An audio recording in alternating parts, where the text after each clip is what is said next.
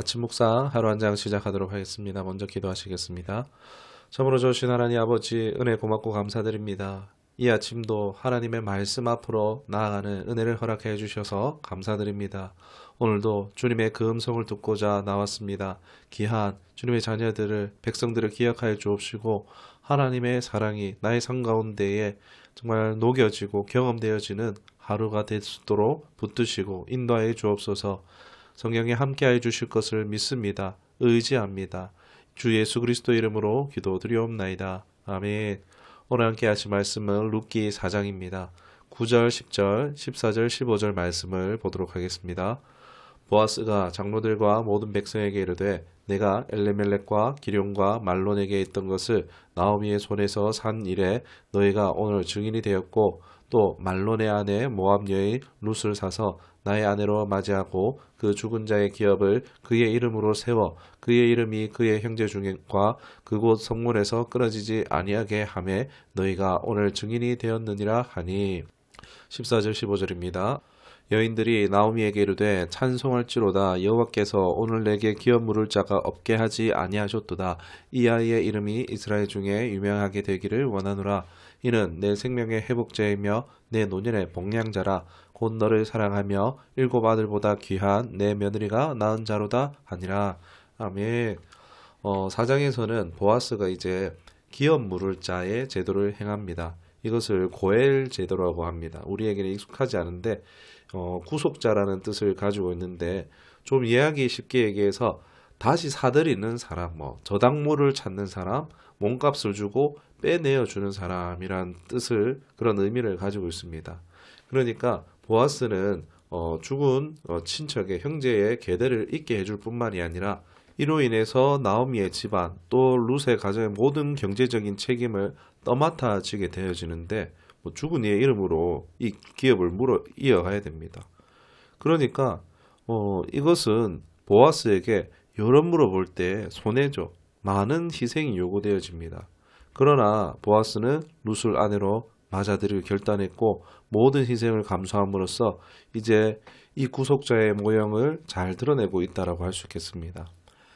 보아스가 많은 희생을 왜 감당하겠습니까? 사랑하기 때문이라는 것입니다. 보아스의 이러한 모습은 진정한 구속자의 모습을 보여주고 있는 거죠.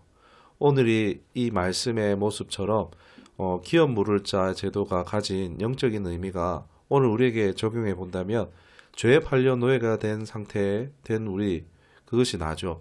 여기에 이제 룻이 보아스의 아내가 되는 것처럼 나를 예수 그리스도의 신부가 되게 해주시고 이제 나에게 천국의 기업을 얻게 해주시는 것입니다. 이것이 하나님의 놀라운 은혜입니다. 예수님이 우리를 위하여서 고해 제도를 행하신 것입니다. 이것이 나의 구속자 되시는 예수님과 나와의 관계를 이 보아스와 룻과의 관계로 이해하고 받아들일 수가 있는 것입니다. 이 모든 것은 다 하나님께서 우리를 사랑하셨기 때문입니다. 보아스는 나오미의 말처럼 이 일이 성취되기까지는 쉬지 아니라 한 것처럼 보아스는 신속하고 성실하게 이 일들을 이행해내는 것을 볼 수 있습니다. 이처럼 우리의 구속자 되신 예수님께서도 하나님께서는 보아스의 미력보다 더 확실한 언약의 말씀으로 우리에게 약속하셨고 또 예수님께서 우리를 위해서 열심으로 행하시사 정말 결국 십자가 위에서 다 이루시고 성취하시고 부활하심으로써 진정한 나의 구원자, 구속자가 되어주셨습니다. 거기서 끝뿐만이 아니라 이 고엘의 제도에서 나온 것처럼 나오미와 룻의 가정의 모든 경제적인 책무까지 감당했던 것처럼 믿는 자들, 이 고엘의 대상이 된 우리의 모든 것을 다 책임져 주시고 필요를 책임져 주시는 하나님이 되어 주셨다는 것입니다. 이 모든 것이 얼마나 놀라운 축복입니까? 이 축복이 바로 믿는 자들, 우리들의 것이 된 것입니다. 나오미와 룻과 보아스의 이야기는 단순히 다윗의 계보를 보여주는 그 의미를 넘어서 이 영적 의미로 죄로 인하여 모든 것을 상실한 또 가장 중요한 영적 생명을 잃어버린 우리를 위하여 우리를 구속하시고자 그것이 하나님께 많은 희생이 있음에도 불구하고 하나님께서는 마치 보아스가 룻을 열정적으로 사랑하여서 그렇게 행함같이 하나님께서는 우리를 사랑하여 주시사 그 하나님의 마음이 어떠한가를 보아스를 통해서 우리에게 와닿도록 엿볼 수 있는 것이 아닌가 싶습니다. 그 하나님의 뜨거운 사랑, 열정적인 사랑을 믿어지고 경험되어질 수 있기를 주님의 이름으로 축원합니다. 이제 룻기 4장의 마지막 내용은 족보 내용을 빼면은 나오미의 이야기로 끝이 나고 있습니다. 특이하죠? 여기에 성령이 주시는 메시지가 있는 것 같습니다. 책 서두에서 나오미는 기쁨이라는 이름의 뜻을 가졌지만 남편과 두 아들을 잊어버리고 나서 나는 이제 말하라고 이렇게 말하면서 돌아왔었습니다. 그러나 이제 어떻게 됩니까?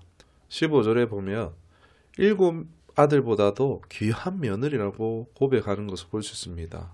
룻을 통해서 세 아들을 주셨고 다른 사람들도 이제 나오미를 보면서 회복됐네. 아이고 노년에 복량자 얻었네. 축하해 축하해 하며 축복하고 있는 것을 볼 수가 있습니다. 룻기를 보면서 어떤 생각이 드셨습니까? 참 마라. 이런 고통, 슬픔 가운데 살아가는 실족한 그런 믿음의 성도들에게 주고 있는 메시지가 아닌가 싶습니다. 나의 삶이 어쩌면 하나님을 잊어버린 인생이 아니라 하나님이 나를 버리신 인생이 아니라는 것입니다. 우리가 때로는 하나님의 보호하심 안에 있기보다도 내 생각과 내 뜻을 따라서 또는 어떤 인간관계에 따라서 하나님을 떠나갔지만 그러나 그 하나님이 우리의 손을 놓지 않으셨고 하나님께서 다시금 나를 이끌어 오셨고 그리고 내가 다시금 하나님께 돌아왔을 때에 우리의 삶을 반전시켜셔서 해피엔딩으로 마치게 하신다. 마라를 나오미로 마치게 하신다라는 희망의 메시지로 받아들여질 수 있는 것입니다. 이런 파란만장한 나오미의 인생이죠. 고난으로 점철된 인생인데도 하나님께서는 그의 모든 삶을 다 계획하셨고 이끄셨고 결국 그 인생이 아름다운 인생으로 해피엔딩으로 마치게 하는 것을 보면서 내리는 결론은 하나님이 함께 하시는 인생은 아름다운 인생이 되어질 수밖에 없다는 것입니다. 이런 하나님이 주시는 인생의 결말이 우리 인생 가운데에도 주어질 수 있기를 주님의 이름으로 축원합니다. 말씀을 기억하며 기도하겠습니다. 살아계신 하나님 아버지 은혜 고맙고 감사드립니다. 며칠간 룻기의 말씀을 묵상했습니다. 참 나오미의 인생이 바로 우리의 인생인 것 같습니다. 우리가 믿음으로써 끝까지 하나님을 붙잡아야 하지만 때로는 인생의 결핍이 찾아오는 상황들에서 인간적인 선택을 하게 되어지고 또 하나님에게서 멀어지고 떠나감으로 말미암아 하나님의 울타리를 내가 벗어남으로써 나에게 다가오는 큰 위협과 큰 사건들, 큰 시련을 경험하는 것들을 봅니다. 그러나 이런 것들을 우리에게 허용하신 것은 참 하나님의 품으로 우리가 돌아올 수 있도록 이전의 아픔과 슬픔, 정말 그 출산의 고통을 잊는 것처럼 하나님 품에 돌아왔을 때 그 모든 슬픔과 아픔, 모든 눈물을 깨끗이 맑게 씻어버리시는 그 하나님이 그 놀라운 은혜 가운데 우리를 품어주심을 믿습니다. 지금도 우리의 인생을 또 그렇게 빚어가시고 아름답게 하실 하나님을 믿습니다. 그런 하나님을 우리 모두가 경험하는 은혜가 있게 하여 주시옵소서. 예수님의 이름으로 기도드리옵나이다. 아멘.